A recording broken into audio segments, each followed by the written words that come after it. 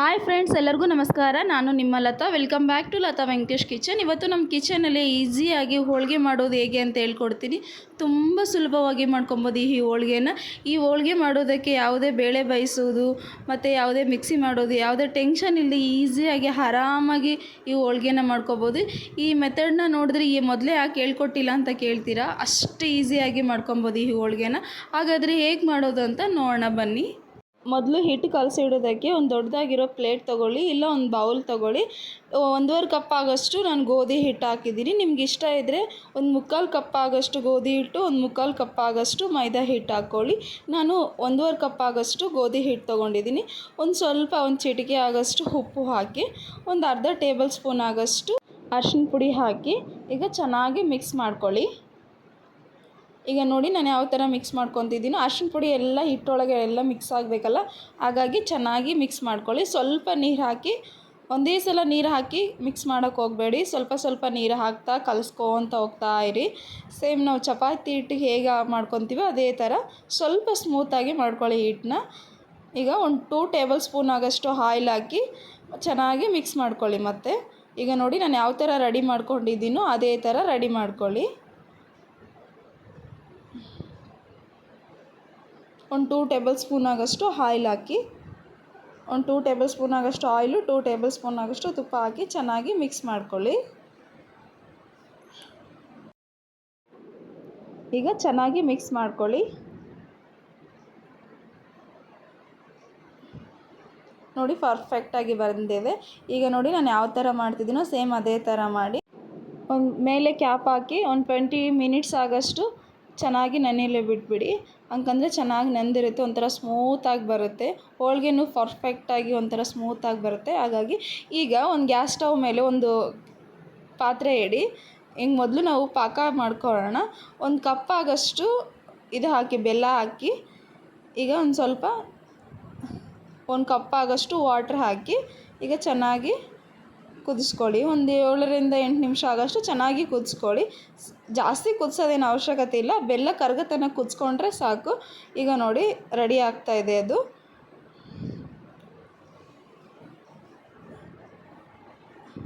ಈಗ ಪರ್ಫೆಕ್ಟಾಗಿ ರೆಡಿ ಆಗಿದೆ. ಈಗ ಅದೇ ಒಲೆ ಮೇಲೆ ಇನ್ನೊಂದು ಪಾತ್ರೆ ಇಡಿ. ಈಗ 1 ಕಪ್ ಆಗೋಷ್ಟು ಕಡಲೆ ಹಿಟ್ಟು ಹಾಕಿ, ನಾವು ಬಜ್ಜಿ ಮಾಡ್ತೀವಲ್ಲ ಆ ಹಿಟ್ಟು. ಈಗ ಲೋ ಫ್ಲೇಮಲ್ಲಿ ಇಡಿ, ಹೈ ಫ್ಲೇಮಲ್ಲಿ ಇಡೋಕ್ಕೆ ಹೋಗಬೇಡಿ. ಹೈ ಫ್ಲೇಮಲ್ಲಿ ಇಟ್ಟರೆ ಹಿಟ್ಟೆಲ್ಲ ಒತ್ತೋಗ್ಬಿಡುತ್ತೆ. ಹಾಗಾಗಿ ಲೋ ಫ್ಲೇಮಲ್ಲಿ ಇಡಿ, ಚೆನ್ನಾಗಿ ಮಿಕ್ಸ್ ಮಾಡ್ಕೊಳ್ಳಿ, ಹುರ್ಕೊಳ್ಳಿ, ಚೆನ್ನಾಗಿ ಹುರ್ಕೊಳ್ಳಿ. ಗಂಟು ಏನೋ ಇದ್ದರೆ ಅದೆಲ್ಲ ಇದು ಮಾಡಿ ಚೆನ್ನಾಗಿ ಹುರ್ಕೊಳ್ಳಿ. ಈಗ ಒಂದು 2 ಟೇಬಲ್ ಸ್ಪೂನ್ ಆಗೋಷ್ಟು ತುಪ್ಪ ಹಾಕಿ ಇದನ್ನು ಚೆನ್ನಾಗಿ ಹುರ್ಕೊಳ್ಳಿ. ನಾನು ಯಾವ ಥರ ಮಾಡ್ತಾಯಿದ್ದೀನೋ ಸೇಮ್ ಅದೇ ಥರ ಮಾಡಿ, ಯಾಕಂದರೆ ಪರ್ಫೆಕ್ಟಾಗಿ ಹೋಳಿಗೆ ಬರುತ್ತೆ. ಈಗ ನೋಡಿ, ಈಗ ಚೆನ್ನಾಗಿ ಕಲರ್ ಚೇಂಜ್ ಆಗಿದೆ ನೋಡಿ, ಚೆನ್ನಾಗಿ ಪರ್ಫೆಕ್ಟಾಗಿ ಬಂದಿದೆ. ಈಗ ನಾವು ಆಲ್ರೆಡಿ ಬೆಲ್ಲ ಅದು ಪಾಕ ಮಾಡ್ಕೊಂಡಿದ್ವಲ್ಲ, ಅದು ಈಗ ಪಾಕ ಹಾಕ್ಕೊಳ್ಳಿ. ಸ್ವಲ್ಪ ಹಾಕಿ ಚೆನ್ನಾಗಿ ಮಿಕ್ಸ್ ಮಾಡ್ಕೊಳ್ಳಿ. ನೋಡಿ ಈಗ ಮತ್ತೆ ಚೆನ್ನಾಗಿ ಮಿಕ್ಸ್ ಮಾಡ್ಕೊಳ್ಳಿ.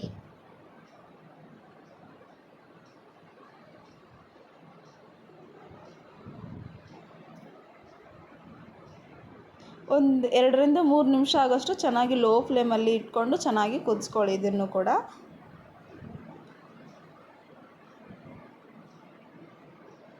ಗಂಟಿಲ್ಲದೆ ಚೆನ್ನಾಗಿ ಮಿಕ್ಸ್ ಮಾಡ್ಕೊಳ್ಳಿ. ನಾನು ಯಾವ ಥರ ಮಾಡ್ತಿದ್ದೀನೋ ಸೇಮ್ ಪರ್ಫೆಕ್ಟ್ ಅದೇ ಥರ ಮಾಡಿ, ಇಲ್ಲಾಂದರೆ ಇದಾಗುತ್ತೆ ನೋಡಿ.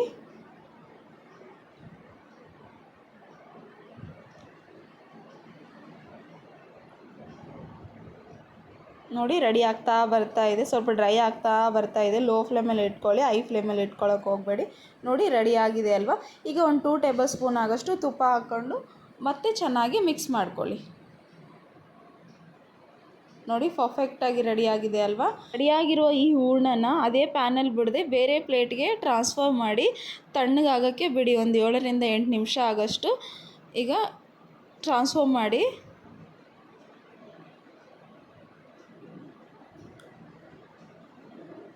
ಈಗ ಎಲ್ಲ ಕಂಪ್ಲೀಟ್ ಆಗಿದೆ ಅಲ್ಲ. 1 ಟೇಬಲ್ ಸ್ಪೂನ್ ಆಗೋಷ್ಟು ಏಲಕ್ಕಿ ಪುಡಿ ಹಾಕಿ ಚೆನ್ನಾಗಿ ಮಿಕ್ಸ್ ಮಾಡ್ಕೊಳ್ಳಿ. ಚೆನ್ನಾಗಿ ಮಿಕ್ಸ್ ಮಾಡ್ಕೊಳ್ಳಿ. ಈ ಟೈಮಲ್ಲಿ ಹಾಕಿದ್ರೆ ಫ್ಲೇವರ್ ಚೆನ್ನಾಗಿ ಬರುತ್ತೆ, ಹಾಗಾಗಿ ನಾನು ಈ ಟೈಮಲ್ಲಿ ಹಾಕಿದ್ದೀನಿ.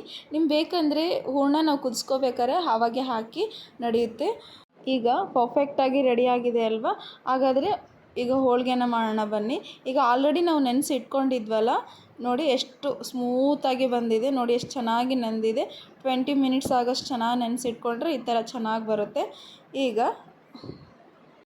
ಈಗ ನೋಡಿ ಹೂರಣ ಚೆನ್ನಾಗಿ ಆರಿದೆ, ಪರ್ಫೆಕ್ಟಾಗಿ ರೆಡಿಯಾಗಿದೆ. ಒಂದು ರೌಂಡ್ ಶೇಪಲ್ಲಿ ಮಾಡ್ಕೊಳ್ಳಿ ಈಗ ಹೂರಣನ. ಈಗ ಕೈಗೆ ಒಂದು ಸ್ವಲ್ಪ ಆಯಿಲ್ ಹಚ್ಕೊಂಡು ರೌಂಡ್ ಶೇಪಲ್ಲಿ ರೆಡಿ ಮಾಡಿ ಇಟ್ಕೊಳ್ಳೋಣ ಎಲ್ಲ ಹೂರಣನ.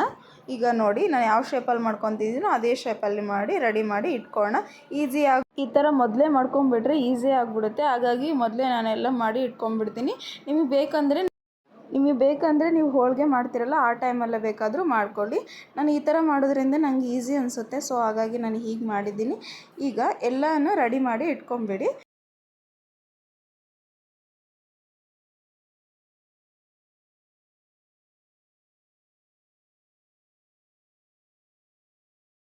ಈಗ ಎಲ್ಲ ರೆಡಿಯಾಗಿದೆ. ನಾವು ಆಲ್ರೆಡಿ ನೆನೆಸಿ ಇಟ್ಕೊಂಡಿದ್ವಲ್ಲ ಹಿಟ್ಟನ್ನ, ಈಗ ನೋಡಿ ಪರ್ಫೆಕ್ಟಾಗಿ ಬಂದಿದೆ. ನೋಡಿ ಎಷ್ಟು ಸ್ಮೂತಾಗಿ ಎಷ್ಟು ಚೆನ್ನಾಗಿ ಬಂದಿದೆ ಅಲ್ವಾ? 20 ನಿಮಿಷ ನೆನೆಸಿಟ್ಕೊಂಡ್ರೆ ಈ ಥರ ಚೆನ್ನಾಗಿ ಬರುತ್ತೆ. ಈಗ ನಾವು ಯಾವ ಸೈಜಲ್ಲಿ ಮಾಡ್ಕೊಂಡಿದ್ವೋ ಹೂರಣನ ಸೇಮ್ ಅದೇ ಸೈಜಲ್ಲಿ ಹಿಟ್ಟನ್ನು ಕೂಡ ತಗೊಳ್ಳಿ, ಯಾಕಂದರೆ ಚೆನ್ನಾಗಿ ಬರುತ್ತೆ ಹೋಳಿಗೆ. ಹಾಗಾಗಿ ಸೇಮ್ ಸೈಜಲ್ಲಿ ತೊಗೊಳ್ಳಿ ಎರಡು. ನೋಡಿ ಯಾವ ಥರ ನಾನು ತೊಗೊಂಡಿದ್ದೀನೋ ಸೇಮ್ ಅದೇ ಥರ ತೊಗೊಳ್ಳಿ, ಯಾಕಂದರೆ ಕರೆಕ್ಟಾಗಿ ಬರುತ್ತೆ ಹೋಳಿಗೆ.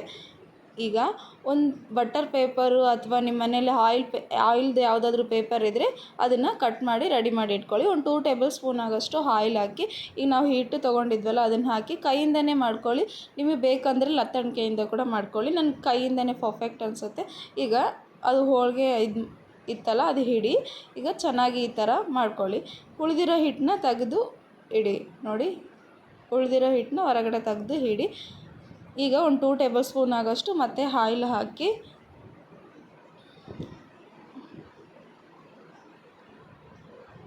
ಈಗ ಚೆನ್ನಾಗಿ ಒತ್ಕೊಳ್ಳಿ.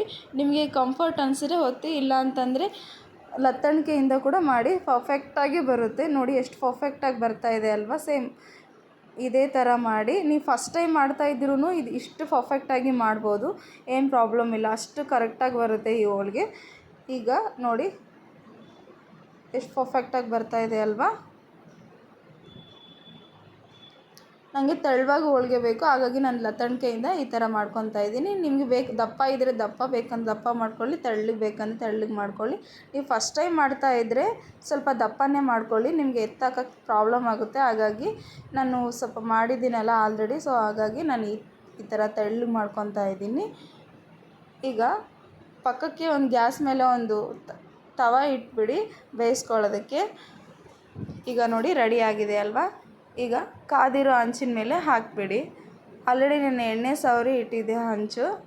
ಈಗ ನೋಡಿ ಹಾಕಿ ಲೋ ಫ್ಲೇಮಲ್ಲಿ ಚೆನ್ನಾಗಿ ಬೇಯಿಸ್ಕೊಳ್ಳಿ. ಸ್ವಲ್ಪ ಬಬಲ್ಸ್ ಬರೋ ತನಕ ಬಿಡಿ, ಆಮೇಲೆ ಬೇಕಂದರೆ ಟರ್ನ್ ಮಾಡಿ. ಈಗ ನೋಡಿ ಟರ್ನ್ ಮಾಡಿ, ಸ್ಲೋ ಆಗಿ ಮಾಡಿ ಟರ್ನ್. ಈಗ ನೋಡಿ ಎಷ್ಟು ಪರ್ಫೆಕ್ಟಾಗಿ ಬರ್ತಾ ಇದೆ ಅಲ್ವಾ?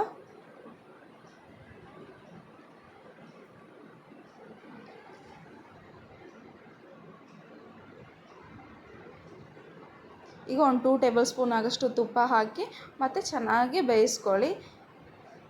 ಈಗ ನೋಡಿ ಇದು ಚೆನ್ನಾಗಿ ಬರ್ತಾ ಇದೆ ಅಲ್ವಾ? ಈಗ ಟರ್ನ್ ಮಾಡ್ತಾ ಚೆನ್ನಾಗಿ ಬೇಯಿಸ್ಕೊಳ್ಳಿ. ನೋಡಿ ನಾನು ಯಾವ ಥರ ಬೇಯಿಸ್ತಿದ್ದೀನೋ ಚೆನ್ನಾಗಿ ಬೇಯಿಸ್ಕೊಳ್ಳಿ.